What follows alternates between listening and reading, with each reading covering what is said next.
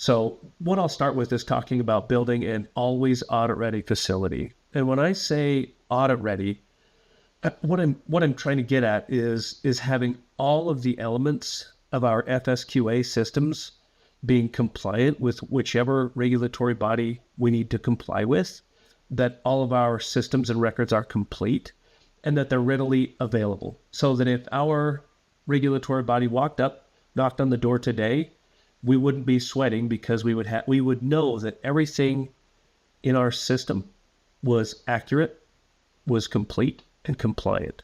So I'll jump into that. First off, I'd like to share how important and how significant GFSI audits are and those certifications for our companies. Many folks on the operations floor know that audits are important because there's a heightened awareness when we're building up to that audit and when the auditor is there.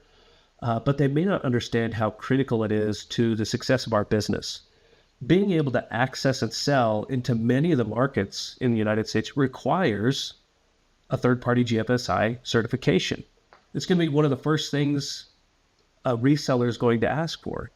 Can we see or get evidence of your third-party audit?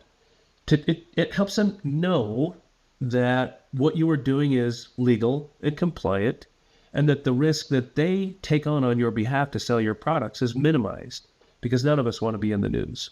So not only is it important that we comply with all the federal regulations, but it's also important to keep the supply chain safe and to help our businesses grow and access those new markets and new streams of potential revenue. One of the challenges that I've encountered and that I've seen a lot of folks dealing with is how do we achieve scalable compliance? How do we grow our regulatory oversight and match that in the facilities with teams that can ensure we're complying and that our systems are meeting the needs of those regulations? One of the biggest ways to do that is with digital tools. And as we transition into this new world of AI, I'm sure we'll see massive leaps there as well. But getting away from having more people to do more work to comply with more regulations, we've got to find ways to work smarter and not harder, and really to get time back for our folks on the front lines to go drive these food safety cultures and to embed the values of what really lies behind these GFSI schemes and programs. And that's making sure that the things that we do are what's best for the supply chain and for our consumers. Bridges between departments is always a challenge in manufacturing. We've got engineering that has ideas, we've got product development, we've got maintenance teams, we've got operations teams, and we've got quality teams. And all these folks have what we would think would be similar goals, but the way they achieve those goals and the challenges they face on those journeys are unique.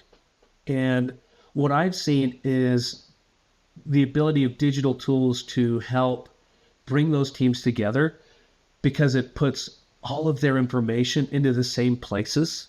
It gives them visibility into what each other are doing and how they're doing that and the evidence of those things. And they can be in meetings together and quickly see and access data. They can build dashboards and reports that previously would have taken hours or weeks to compile for somebody going and gathering paper records and pushing that information into Excel or some other digital format or tool, and then building charts and wrestling with the data to try to make sense of it.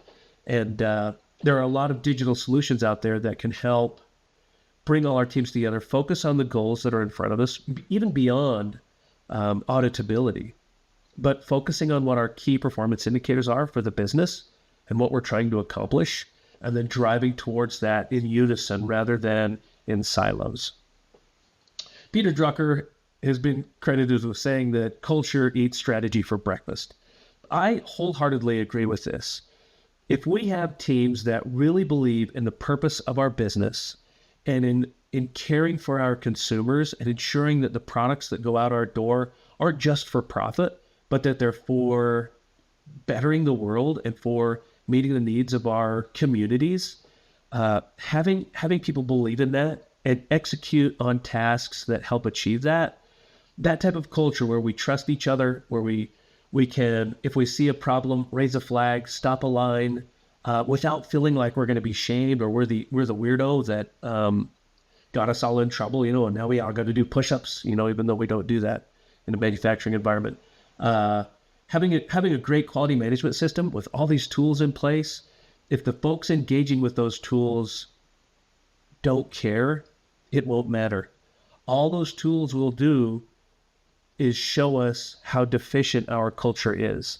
So I would admonish us all to drive to that true culture of quality and food safety, and utilizing the tools to help reinforce that, not using the tools to drive to that culture. Really, it's going to start with the humans. And getting time back is important, right? Because if I'm a quality manager, being able to go out and drive the floor and set an example and be involved, that means I can't be stuck at my desk reviewing the 85 documents that were generated yesterday as evidence of compliance to our quality management system. By using tools to streamline that effort and get that time back to go and drive change and be present, that's really the value of giving leaders in this quality space time back.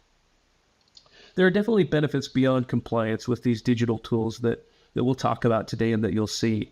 Being able to demonstrate to an auditor that we've done all the things that we've said we needed to do and that we're complying with the GFSI scheme that we're certified under is important. There's no doubt about that. But being able to pull the threads that we'll start to see as this data gets aggregated, when the system starts to point us to things that we have opportunities to improve on, it makes it so much more valuable, because now we're not battling with each other over feelings or thoughts or ideas. We have democratized data and made it accessible for folks to go and ask questions, to interrogate that data, and to find ways for our business to improve.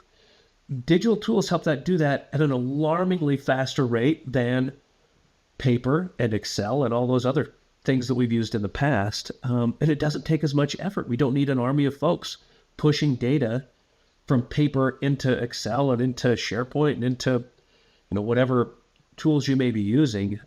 Systems that can do that automatically really give us time back. And then we get to spend time finding ways to improve rather than pushing information into systems to get to that actionable data. So it speeds up the ability to make decisions and to see where we should focus. So having access for all and being able to chew that data up and look at it different ways really provides a lot of power to our businesses.